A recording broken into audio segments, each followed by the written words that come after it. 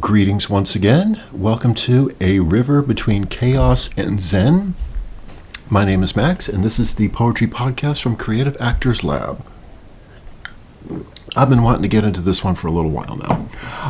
I've told this story a bunch of times if I've ever had anybody in an acting class for any significant amount of time. I've told the story about how I grew up until I was 15 years old with a stutter, a pretty bad stutter, to the point that at the time and place I grew up in, they thought I was either retarded or any amount of things. But my speech, I had great difficulty with my speech until I was 15 years old. I sometimes could not even speak a whole sentence without. I mean, it was bad, kids. So, and I got bullied and I got beaten up a lot, and I had a lot of teachers really not particularly understand what I was going through or what my situation was, or really any of it. And it made growing up really, really fucking difficult. So around 15 years old, my parents finally got me to a speech therapist, and I learned how to do things like breathe from my diaphragm, speak from my diaphragm, to do one word at a time. And it was just this sort of this physical process, and I learned how to operate the machine of my body that makes sound come out of my face and sound good and coherent and lucid. So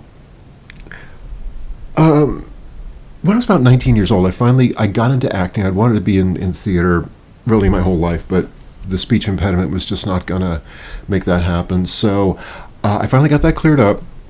I was 19 years old, and I got into a community college doing in the theater program. And we had this class called Voice for the Stage. One of my favorite classes ever, and if you've ever been one of my students, you've heard this. But when my voice teacher was up there, and this was, back in the day when there were not a lot of microphones on stages, and you really had to be able to project to the back row clearly and lucidly, and you had to be able to do it night after night after night after night without giving yourself laryngitis. And the thing that was just revelation to me was that the stuff that my voice teacher was teaching us was the exact same thing that my speech therapist had taught me to do, and it just clicked. So, as with any good theater vocal class, you're going to do a whole bunch of Shakespeare, kids. And it really, something about Shakespeare really, really spoke to me. And it did, and the poetry of it had quite a bit to do with it, but the passion behind it. And I was with a lot of people who they had to, they got really caught up in the performance of it and the affectation and all of that stuff, and then the whole idea that Shakespeare's boring and all that. And it certainly can be if it's not done well. But the passion of it really is what spoke to me, particularly like a lot of the young men characters. And I want to talk about Richard III was particularly the one who really most impressed me, just because this was a guy who was so beaten down. He had worked his ass off, and he was a hunchback. He was deformed. He was, this poor son of a bitch couldn't even get laid. He was so, he was in such bad shape, but he was a great soldier, and he went out there and he led his army to all these victories, and they all loved him. But as soon as the war was over, all of a sudden, nobody wanted to have anything to do with him because he was a poor, ugly, deformed son of a bitch. Hamlet, another one, Edmund from King Lear. But something, one of my favorite actors, Brian Cox, Logan Roy from the show Succession, has did tons of Shakespeare. And something he said, and I thought was very interesting, that the problem that a lot of Americans have with Shakespeare is they're not comfortable in their lives really expressing their emotions verbally, and particularly with profanity. And he said that, it's just a lot of Americans, they have this problem sort of equating a lot of what goes on in Shakespeare with some of this stuff is just somebody is just cursing a blue streak. And Brian Cox said, just said in this way, it's like, Americans would rather fuck their mothers than say motherfucker. And he's right. But when we started doing Shakespeare, I wanted to, I learned for class Richard III, the opening monologue, Act 1, Scene 1. And I was practicing this monologue all the time. I was doing it at work. I remember, I would be driving in the car and I'd be stopped at a stoplight. Now is the winter of our discontent. And I would just be pouring it on, and I would get to a point in this speech while I'm sitting at the stoplight, and I would turn around, look to one side, and the people in the car are looking, the car next to me are looking at me like I've absolutely lost my fucking mind, and they probably wouldn't be too far wrong about that. But it's just, Shakespeare came to me at a time when, I had been through a really, really tough growing up, and just to see some of the same characters with the same emotions, the same thoughts that I had that I had gone through, but it's being done in Shakespeare. And the thing I will say is, once upon a time, back then, I got into a production of Midsummer Night's Dream, and I was Theseus. And basically, I was the king, and everything that was going on in the play basically had to do with Theseus and Hippolyta and the wedding and all that. And so much of this play centered around my character. Only I was in Act 1, Act 4, and Act 5. And what happened? It was this beautiful thing. We were sold out. I think every night, we're about 400 people, it was standing room only, and we were getting standing ovations. And there was one night, we did the show, come up for curtain call, take our bows, and the audience is giving us a standing ovation, and we're, the line of actors, we're all walking off stage and taking the bows, and I had this thought to myself of, wow, here's the kid who grew up stuttering, and I'm doing Shakespeare on stage now in front of hundreds of people, in a company of people, and we're getting standing ovations for it. And I was like, yeah, you bullies, fuck you. And all the teachers that I had that just didn't understand or didn't get it or didn't want to get it or whatever.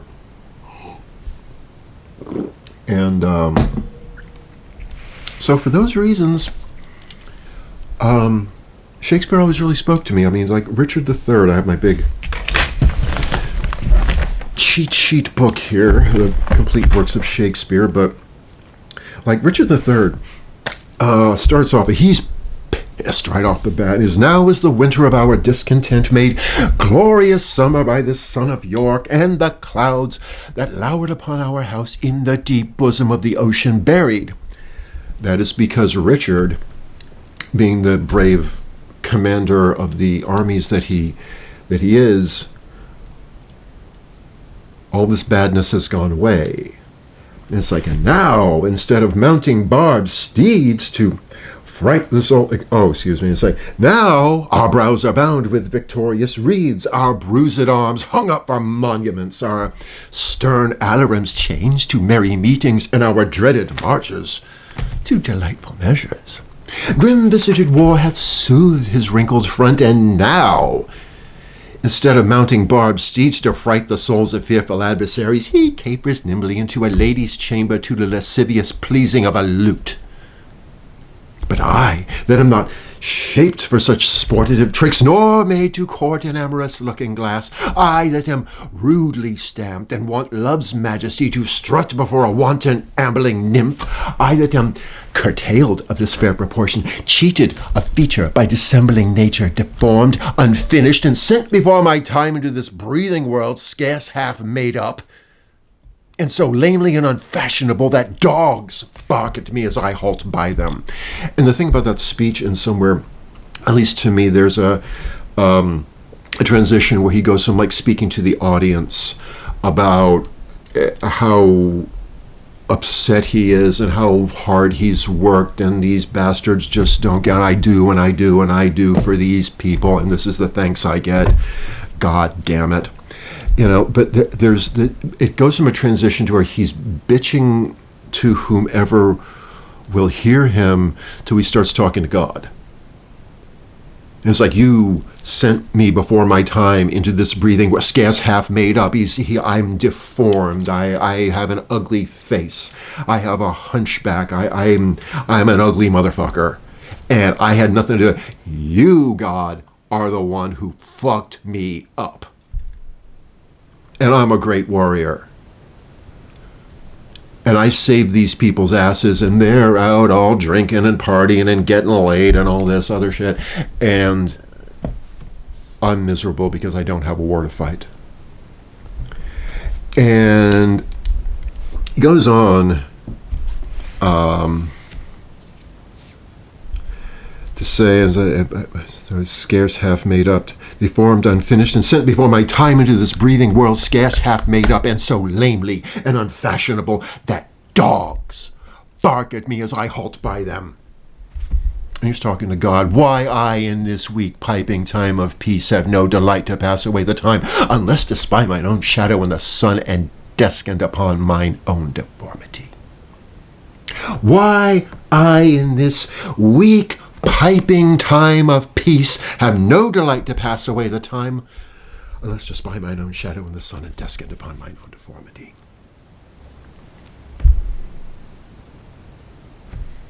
Therefore, since I cannot prove a lover to entertain these fair, well-spoken days, I am determined to prove a villain and hate the idle pleasure of these days. And here's where he starts talking to God. It's like, you know what, dude? I've about had enough trying to be a good guy.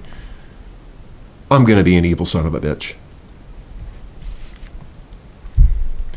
And he sort of makes the rationalization to God and to himself of, I've worked so hard, I have done all this, and this is my life. How the fuck dare you? What kind of an incompetent, useless God are you? So just for that, I'm now going to be evil. And I'm gonna be really fucking good at it. Therefore, since I cannot prove a lover to entertain these fair, well-spoken days, I am determined to prove a villain and hate the idle pleasure of these days. Thoughts I have laid, inductions dangerous by drunken prophecies, libels and dreams, to set my brother Clarence and the king in deadly hatred, one against the other. And you can tell he's just getting a hard-on over this idea.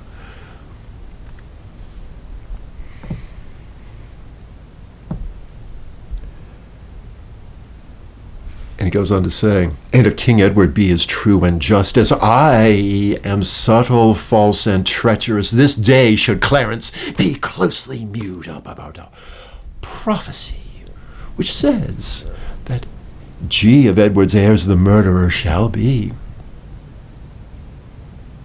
And then he goes, dive thoughts down in my soul. Here Clarence comes. Good morrow, cousin. What means this armed guard that waits upon your grace? As if I have no fucking idea what is about to transpire, because I did all this. But then you start to see this like split schizophrenic personality of Richard. It's kind of like, I'm going to be evil. Oh, hi, I'm the sweetest little lamb on planet Earth. Hi there. And there was just something about that, villains can be, as an actor, villains can be tremendously fun to play.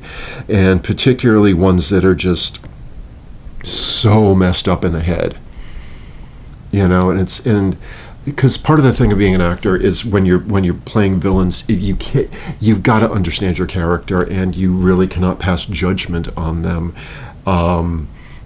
It's just I've heard a lot of actors say, particularly when they get roles like that, it's just like, I just don't understand this character, so it becomes a lot of, I'm going to speak in this particular way, and I'm going to use these kind of mannerisms, and use this kind of stage direction, but it's like, I don't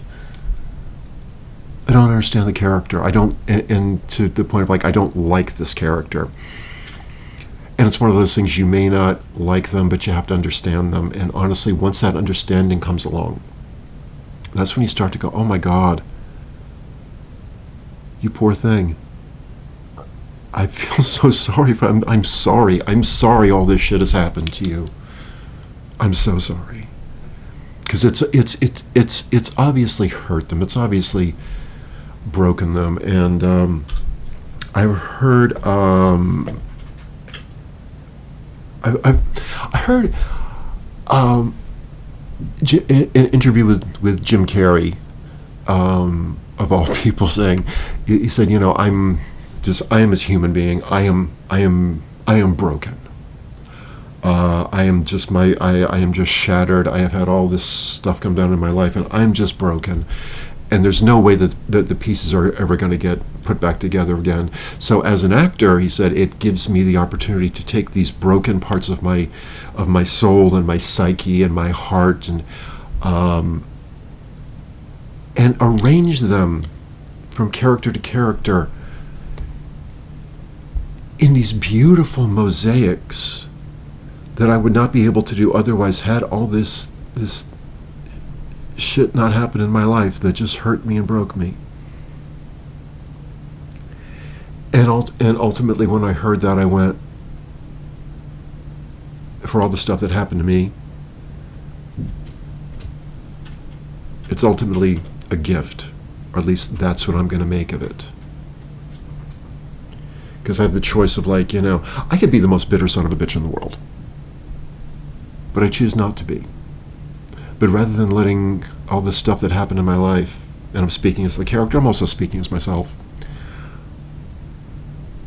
I can use this, and I can make some really beautiful things out of this.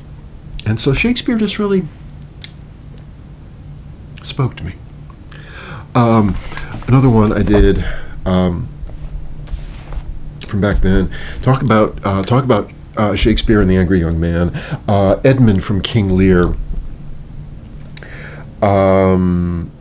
Basically, right from the beginning, starts off, says, "Thou, nature, art my goddess. To thy law my services are bound." Basically, what that says is, he's either some kind of a pagan or a Wiccan or some such nature-based religion as that, and not of Christianity, not of and that is. Right off the bat, that's when whatever your spiritual calling is in conflict with everybody else around you, that's going to set you right off. So basically, when Edmund comes in, and this is Act 1, Scene 2 of King Lear, that's a hall in the Earl of Gloucester's castle, or Gloucester, I don't know. I'm an American, pardon me if I'm mispronouncing this. But he basically goes into his church, or he goes into wherever his place of worship is, which really for a lot of pagans is wherever. This desk I'm sitting at right now, this can be a church and my altar, my yard outside, the street I'm walking on, the forest, the bedroom, the whatever. It's all my altar. It's all my place of worship. It goes in, and it's kind of one of those things. You go up to your God and you go, "What the fuck am I supposed to do here?" I mean, and he's like, "Wherefore should I stand in the plague of custom that permits the curiosity of nations to deprive me, for that I am some 12 or 14 moonshines the lag of a brother? Why, bastardy? Wherefore base?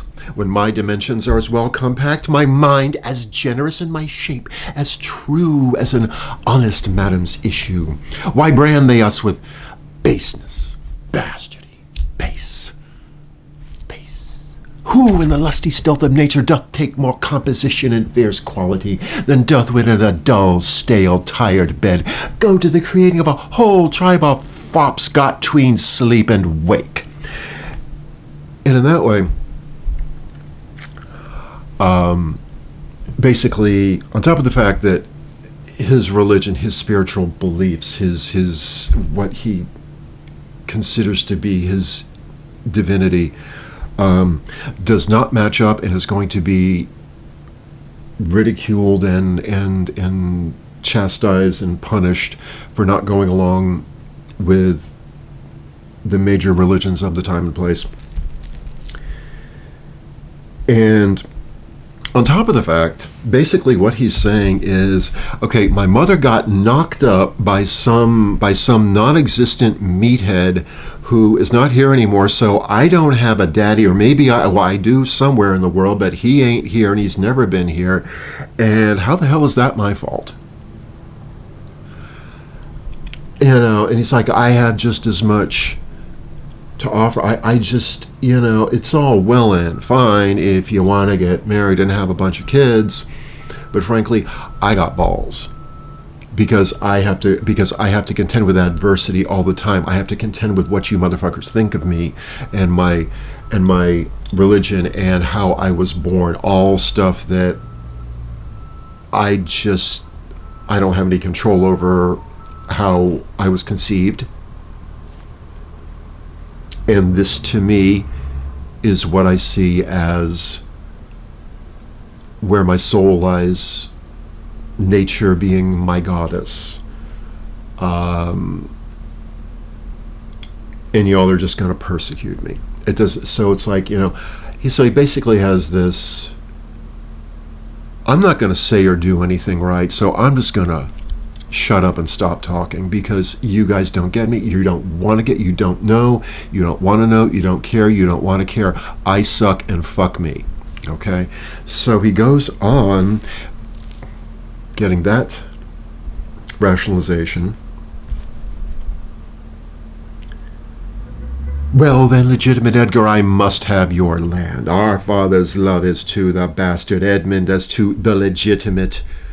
Fine word, legitimate. And when he says legitimate, it's like, motherfucker. You.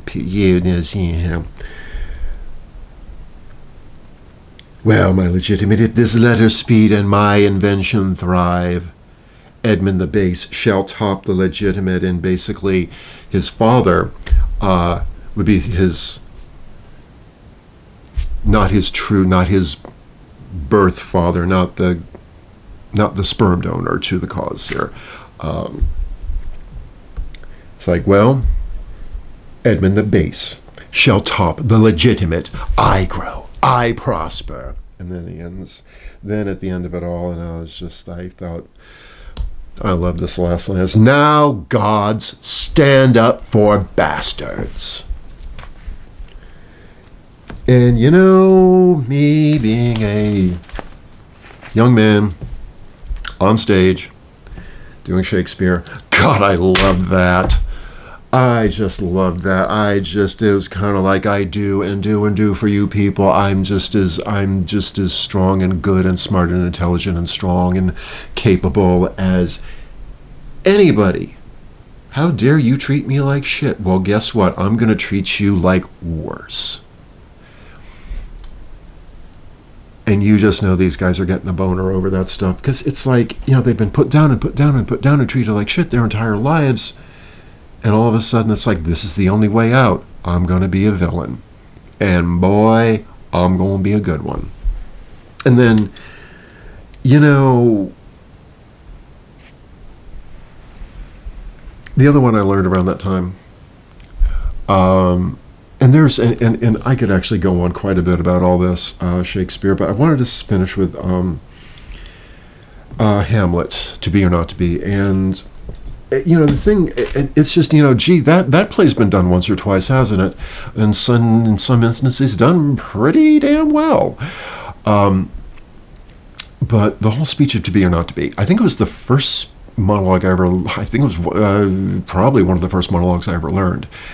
And there's all these different, there's Laurence Olivier has one where he's doing this speech and he's sitting on the edge of a cliff above, the ocean and jagged rocks, and he's got a dagger in his hand and he's all forlorn, and the camera's going, like, to be or not is the question, whether it's nobler in the mind as of the slings and arrows of outrageous fortune, or to take arms against a sea of troubles and by opposing end them. And it's like, oh, suicide. That's the answer. And I think the thing that just resonates so much about that is I've been there myself. And I've known a lot of other people who have been the same. I had on a few occasions worked on a crisis line. And I had, over the course of time, I actually had 3 suicidal people. I literally talked somebody off a ledge one time. And so it just, for as horrible as all that is, there do come times in people's trials of mental health that they think about suicide and go, that's the best fucking idea I've ever had. And then sometimes they act on it. More often than not, they don't. But just to even get to that point of killing myself, what a great idea. I've had a very dear friend that I lost in that way. And I remember he back in the day of Facebook, prior to him, he basically hung himself over the back of a door. And from what I could tell, it looked like he had had an affair, or his wife had had an affair, or there was a lot of other stuff, and drug use, and money problems, and animosity, and all this stuff.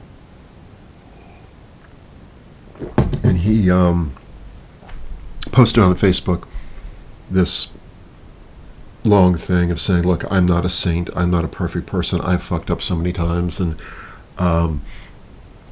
I just remember I was writing back to him going, dude, please don't talk about yourself like that. I mean, come on, we're all human beings, we all fuck up. And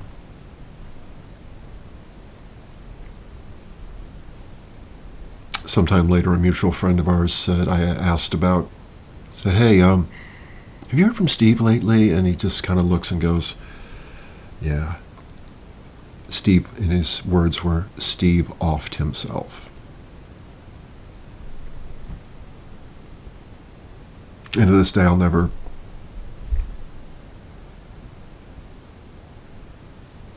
don't think I'll ever get over that one. But now, the thing about Hamlet is there are some interpretations of it where Hamlet is just all by himself, and he's just going, this is it, I think killing myself is the best way to go. The other interpretation is like he thinks people, and he's in some instance, it's been interpreted any amount of ways, but that the people he perceives as his enemies, and they are his enemies, are watching him, and he's going, I've got to make myself look crazy. So you kind of get caught in this thing with Hamlet of what, as he's doing the speech, to what degree is he putting on an act to fake out the people who he's ultimately going to conquer, or so he thinks? And to what degree is he really going through it?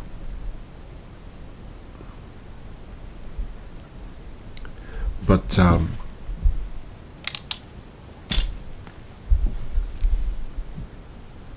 it just so spoke to me as being, my own young man's anger and my own sadness, and just in the whole idea of me just being an actor and discovering how much I loved acting. And here he is acting, but he's not acting on stage. He's acting to avenge the death of his father, to bring justice to those who have killed his father, has wronged his family. He goes, to be or not to be, that is the question. Whether it is nobler in the mind to suffer the slings and arrows of outrageous fortune, or to take arms against a sea of troubles, and by opposing end them, to die, to sleep. Aye, and there's the rub, for in that sleep of dreams, what dreams may arise, once we have shuffled off this mortal coil, must give us pause. And there's the rub that makes calamity of so long life, for who in the lesties and he goes on, and I to be perfectly honest, I'm doing this right now, and it still touches me. It still touches me to this day.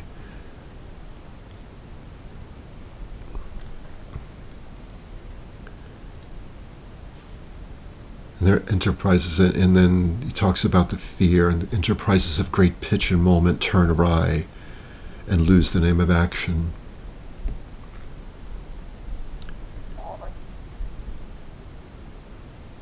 And I just want to take him under my arm and go, dude, don't talk like this.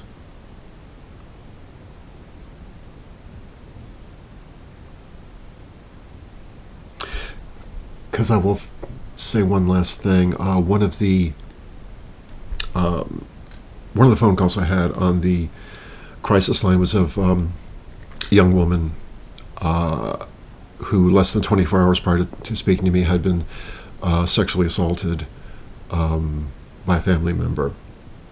And she said, I'm going to commit suicide. And the last thing you want to do when you are hearing that is you don't want to judge these people, you don't want to pep talk them, you don't want to bullshit them, you don't want to do any of that. You want to listen and get them to talk, and what happens is they answer their own question. And then, as I was talking to this young lady, she got into the subject of revenge. And then she said to me, living well is the best revenge. And I went, exactly. And it was at that point in the conversation where she turned away from what she was going to do and was going to live her best life, in spite of it and because of it. And I just hear Hamlet, and I want to take the poor guy under my arm and go, dude, please don't. Please don't. And that's why this has all spoken to me over the years. It's just for me personally, the eloquence and the poetry of Shakespeare, and the humanity, the depth of the humanity, the joy and the love and the laughter and all of that, but the deep, dark pits that we all find ourselves in from some time, that it's all expressed with such eloquence. And for that, I'm very, very grateful.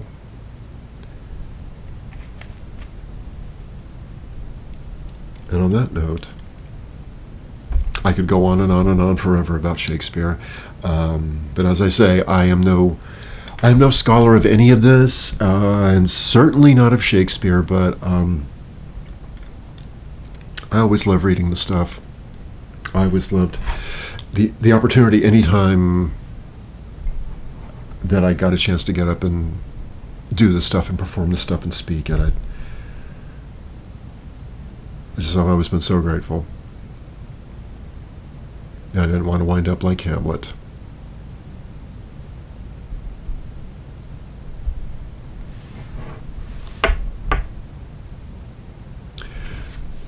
Until the next time, thank you for listening. May the long-time sun shine upon you, all love surround you, and the pure light within you guide your way on.